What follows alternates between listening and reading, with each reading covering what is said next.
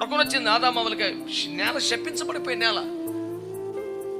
పండిన ఫలములు నిండిన తోటలో కోరుకున్న పండు తినే ఆనందకరమైన జీవితము నుండి అడుగడుగున ఏదో ఒక ముళ్ళు గుచ్చే పరిస్థితి, అష్ట దరిద్రాలు, పంచ మహాపాతకాలు మానవ జీవితం ఎందుకు తగలబడ్డా ఈ పరిస్థితికి వచ్చింది? నీ నిమిత్తమే శపిస్తున్న నేలనే.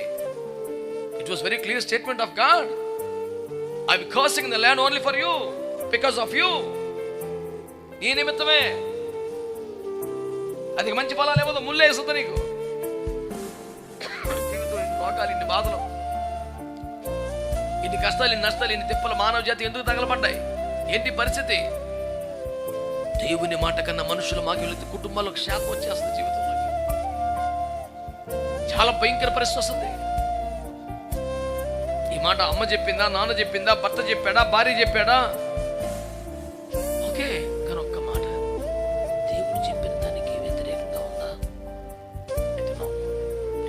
ఎవడు తన్నాడు? భర్త చెప్పినా, భార్య చెప్పినా, అమ్మ చెప్పినా, నాన్న చెప్పినా, దేవుడు చెప్పిన దానికి వద్దని వ్యతిరేకం చెప్తే మనము దేవుని మాటకి లోబడాలి.